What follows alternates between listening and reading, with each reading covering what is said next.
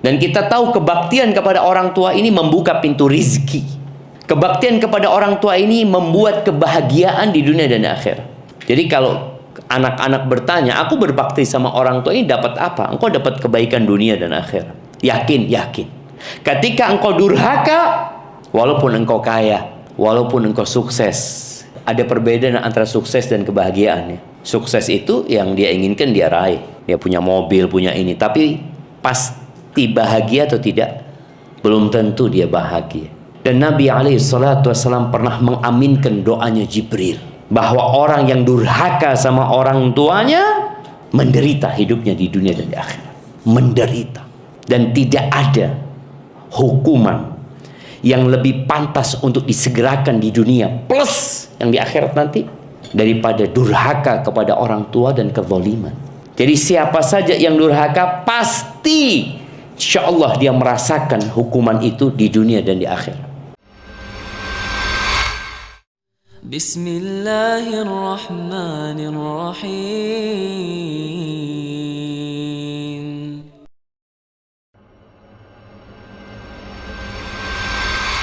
Ketika seorang merasa ada perubahan di predikat dia, berbahaya. Anak ketemu seorang ayah yang sepuh, dia mengatakan kepada anak, Syafiq, kata dia, kasih tahu tuh abangmu. Ya, anak punya kawan dekat lah. Dia sekarang sibuk sama istrinya, sama anak-anaknya, lupa sama bapaknya. Anak datang kepada dia, bang, ayolah bang, kata dia. Bapak udah sepuh, anak sampaikan kepada dia. Apa kata dia? Loh, anak ini sudah bapak-bapak, anak punya istri, anak punya anak punya tanggung jawab. Oh, lihat, lupa kalau dia tetap pangkatnya anak gitu loh. Iya, engkau punya kewajiban berbakti kepada anak-anakmu, membesarkan mereka. Tapi ingat, Allah mengatakan wasainal insana biwalidayhi ihsana. Kami wasiatkan kepada anak-anak agar berbuat baik kepada orang tua. Tapi Allah nggak mewasiatkan kepada bapak untuk berbuat baik kepada anaknya. Karena secara naluri bapak itu sayang sama anaknya. Bapak itu siap tadi untuk lelah, untuk tidur di masjid, tidur di jalanan demi anak-anaknya. Tapi demi orang tuanya jarang. Jarang anak itu berkorban, berjuang demi orang tuanya. Tapi kalau demi anak-anak ya sudahlah, kita tahu semua. Semua orang ketika bekerja, apa kata dia? Ya demi anak-anak, anak-anak mau kuliah, anak-anak terus. Engkau bukan anak, tetap anak gitu. Makanya Allah Azza wa Jalla di surat Al-Isra ayat 23 sampai 24 Allah mengatakan wa qadha rabbuka. Tuhanmu telah membuat sebuah keputusan, sebuah perintah. Alla ta'budu illa iya. Apa keputusan Allah? Engkau tidak boleh beribadah kecuali kepada Allah. Itulah la ilaha illallah. Kemudian yang kedua, wabil walidaini ihsana. Yang kedua, engkau berbuat baik kepada kedua orang tuamu. Secara umum, anak itu sejak kecil wajib berbakti kepada orang tua. Tapi kita tahu, anak itu ada yang baligh, ada yang belum baligh. Dan anak yang belum baligh itu penanya malaikat diangkat. Malaikat itu tidak mencatat kesalahan-kesalahan kita ketika belum baligh. Ketika sudah baligh semuanya dicatat. Cuma memang ada upaya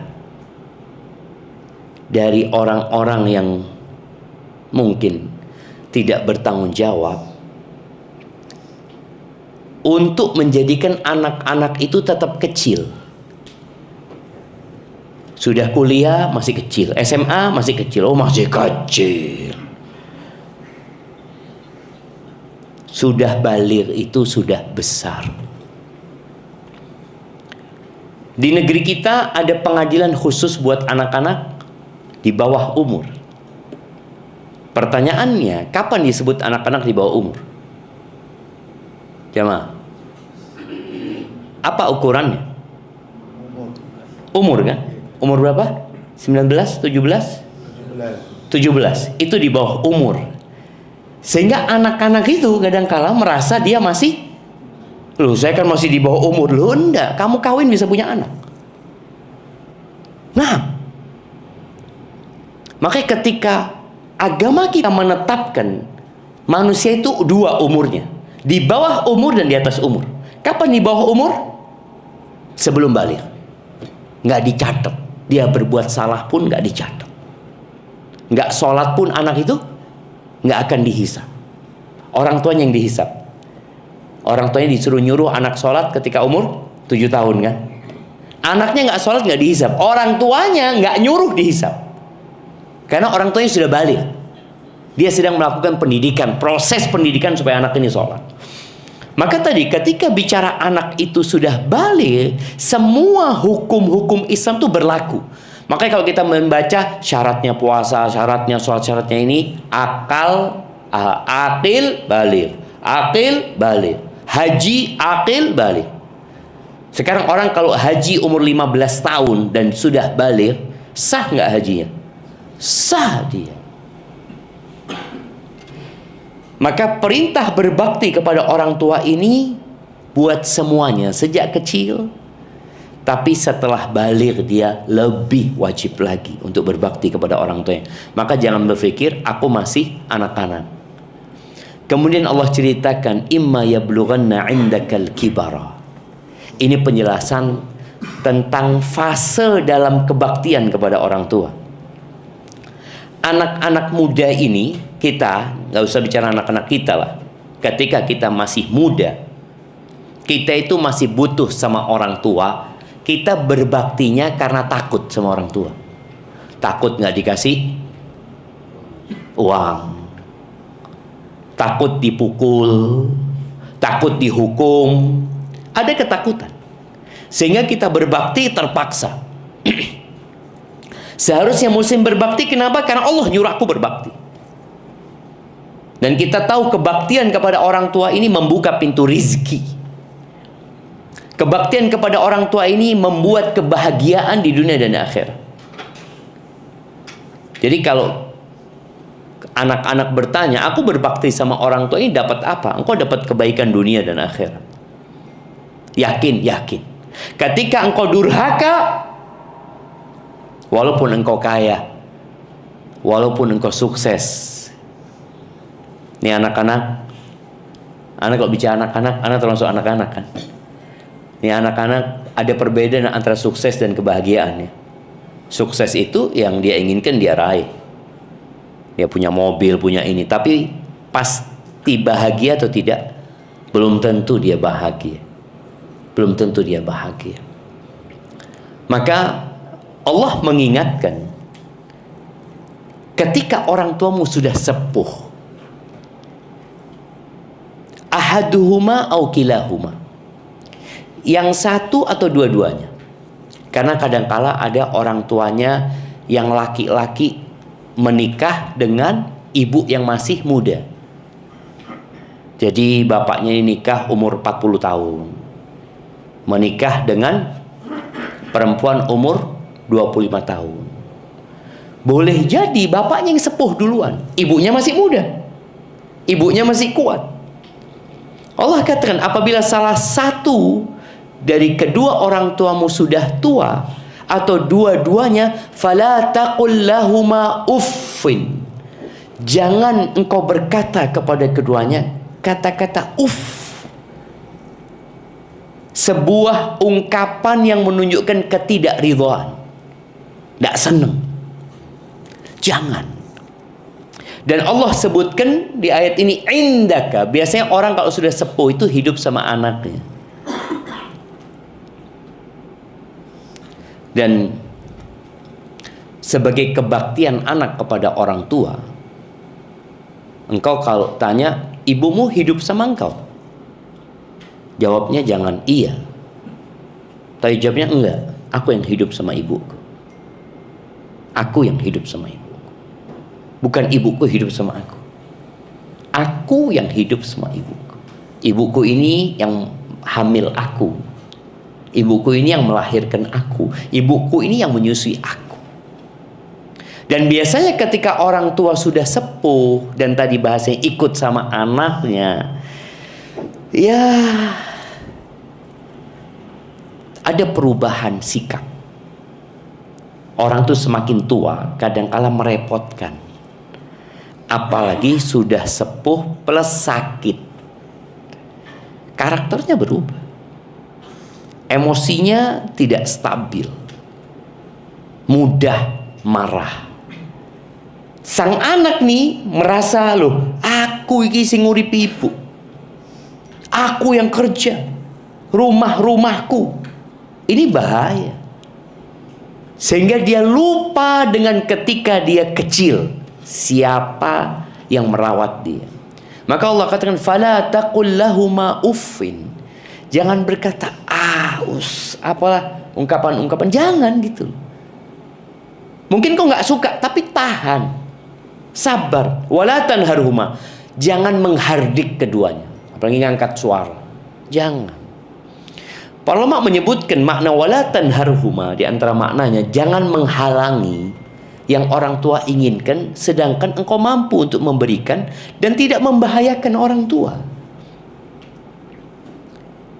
Buat ibu-ibu nih, mana yang lebih wajib buat suami? Pertanyaan buat ibu-ibu ya. Memberikan nafkah kepada istri atau kepada orang tua? Ibu-ibu, ada mic di sana? Bismillah. Istri, Ustaz. Istri. Betul bapak-bapak? Bapak-bapak, lebih baik memberikan nafkah kepada istri apa kepada ibu?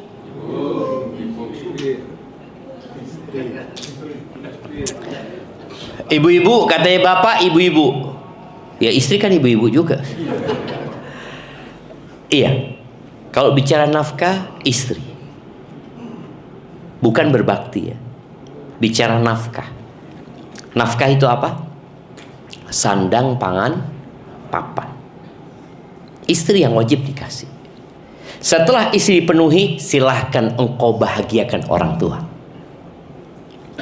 Istri nggak boleh iri sama suaminya kalau dia sudah memberikan hak istrinya. Ini kalau bicara hak, udah ini hakmu, aku penuhin. Terus sang suami mau memberikan hadiah kepada orang tuanya, ngajak orang tuanya jalan-jalan, apa aja terserah suami. Karena dia anak posisinya, dia sedang punya kewajiban berbakti kepada orang tua. Tapi kalau nafkah tadi, nafkah wajib, tentunya istri terlebih dahulu. Kenapa? Istri walaupun kaya, suami wajib kasih nafkah. Orang tua kita kalau kaya, kita nggak wajib kasih nafkah. Nggak wajib. Tapi kita kasih hadiah, kita kasih hibah, apa aja boleh. Tapi nafkah enggak orang-orang tua kaya. Nafkah itu tadi ketika dia tidak mampu. Sedangkan istri tetap. Kenapa seperti itu? Karena kita mengambil perempuan itu dari kedua orang tuanya. Dan orang tuanya menyerahkan kepada kita full tanggung jawab kita. Maka ingat, kalau bicara terhadap orang tua, istri sudah dikasih nafkah, silahkan bahagiakan orang tua. Jangan halangi orang tua dari apa yang mereka inginkan selama engkau mampu dan tidak membahayakan orang tua. Karena ada orang tua yang lupa dengan maslahat dirinya. Ada seorang bapak, anak ingat di Bondowoso, bapak itu kena stroke. Tapi sukanya makan yang berlemak-lemak ini itu ya. Marah kalau nggak dikasih makan itu. Akhirnya anaknya merasa wajib berbakti sama orang tua, dikasih orang tuanya. Apa yang terjadi? Mati orang tuanya. Mati. Maka di sini ya, kita jangan menghalangi orang tua dari apa yang diinginkan selama kita mampu, dan ingat tidak membahayakan orang tua kita. Lalu Allah katakan wa qul lahuma qawlan karima. Bicara sama orang tua itu milih. Milih apa? Milih kata-kata dan milih intonasi. Bagaimana kita berkata, kita harus mikir kalau ngomong sama orang tua. Makanya buat teman-teman nih yang mau menegur orang tuanya, tapi takut orang tuanya sakit hati atau takut dia nggak bisa milih kata-kata, jangan bicara, tapi tulis. Soalnya kalau nulis itu kita bisa berpikir, tapi kalau ngomong kadangkala keluar akhirnya menyesal. Wakhfid lahuma janahadzulli minar rahmah. Dan kata Allah, rendahkan untuk keduanya sayap kerendahan diri. Jadi banyak anak yang lebih sukses dari orang tuanya. Ya, lebih kaya, lebih tinggi jabatannya, lebih pinter, macam-macam lah. Tapi ingat, semua kesuksesanmu itu sebenarnya kesuksesan orang tuamu. Maka jangan congkak dan sombong. Lebih kaya, lebih soge. Enggak. Kau harus tawadhu sama orang tua. Wa qur rabbirhamhuma kama rabbayani saghira. Dan katakan rabbirhamhuma, ya Allah kasihi keduanya kama rabbayani saghira, sebagaimana mereka mendidik dan merawatku ketika kecil. Bayangkan ada orang umurnya 60 tahun, doanya tetap kama rabbayani saghira. Kecil. Kenapa? Karena di masa kecil itu yang engkau tidak dapat mengingat. Nggak ingat kita jangan. Siapa yang ingat waktu nyusu sama emaknya? Oh, saya Ustaz ingat waktu itu. Nggak ada. Siapa yang ingat dia jadi jalan sama ibunya? Siapa yang ingat dibawa ke dokter ketika sakit, ketika dia kecil? Ketika dia masih umur 2 tahun, masih nyusu, nggak ada yang ingat. Makanya kadang-kadang sebagian anak itu marah sama orang tuanya, merasa orang tuanya belum mendidik dengan benar, merasa orang tuanya belum memberikan hak-haknya. Ingat kama rabbayani shaghira. Engkau keluar dari perut ibundamu, engkau nggak tahu loh, dan tidak merasakan itu. Yang merasakan ibumu, dan sampai hari ini dia merasakan sakitnya itu. Ketika anak tidak berbakti kepada orang tuanya. Makanya ketika anak-anak sudah kuat, sudah gagah, doanya tetap kama rabbayani shaghira. Dan Nabi SAW pernah mengaminkan doanya Jibril, bahwa orang yang durhaka sama orang tuanya menderita hidupnya di dunia dan di akhirat. Menderita.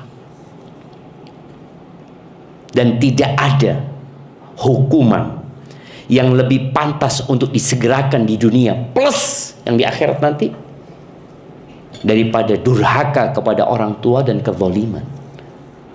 Jadi siapa saja yang durhaka pasti insya Allah dia merasakan hukuman itu di dunia dan di akhirat. Biasanya kita ini takut dengan hukuman dunia. Makanya anak-anak ini perlu sering melihat orang-orang yang durhaka seperti apa. Kita punya kisah ya, bukan kisah, dongeng. Dongeng apa? Malin Kundang yang sering diceritakan ya, yang jadi batu gitu. Benar itu jamaah. Itu cerita. Tapi sebenarnya hukuman Allah lebih dari itu. Orang ketika mati selesai penderitaan dia di dunia. Tapi ada orang yang Allah kasih penderitaan, dia hidup dan menderita hatinya. Dia mendapati anaknya durhaka sama dia juga nantinya. Berantakan hidupnya. Dan ada yang seperti itu. Kemudian yang terakhir, kalau bicara kebaktian kepada orang tua ini, ya kita harus maksimal. Ketika Nabi ditanya alaihi salatu wasallam, amalan apa yang paling dicintai Allah? Yang pertama apa? Sholat tepat waktu, itu haknya Allah. Yang kedua, birrul walidain. Yang kedua, berbakti kepada orang tua. Yang ketiga, al-jihadu fi sabilillah, jihad di jalan Allah. Ada orang yang datang dari Yaman datang dia ke Medina 1000 kilo lebih dia tempuh jamaah. Berangkat ke Madinah. Ditanya sama Nabi SAW, "Ahayyun walidak?" Orang tuamu masih hidup? Iya. Ayah bundaku hidup, kata dia. "Adzina laka?" Orang tuamu ngasih izin sama engkau? Enggak. Pulang engkau. Udah nyampe Madinah, mau hijrah, mau jihad, pulang engkau. Kalau ngasih izin kau balik, kalau enggak, kau berbakti kepada kedua. Sampai kepada orang tua yang kafir pun kita itu disuruh berbakti tanpa mentaati kemungkaran dan kemaksiatan tentunya. Tetap berbakti. Ada seorang anak yang gendong ibunya dari Yaman, dari Asfahan. Dia tawaf gendong emaknya, bayangin ya. Haji gendong emaknya. Bukan dia naik onta. Sekarang kan anak berbakti sama orang tuanya, gendongnya dikit, habis itu naik kursi roda, naik mana. Ini gendong ya. Dari sana sampai ke. Dia tanya, kira-kira aku ini sudah membalas budi baik ibuku? Kata Abdullah bin Umar, la, wala zafratun min zafaratiha. Satu rasa sakit ibumu ketika mengeluarkan engkau, kau belum balas. Apalagi yang lainnya, dia nyusui engkau, membesarkan engkau. Maka jangan lupa buat kita semuanya yang orang tuanya sudah meninggal dunia, untuk tidak berhenti berbakti. Kenapa? Karena keridhaan Allah bergantung dengan keridhaan orang tua, dan murka Allah bergantung dengan murka orang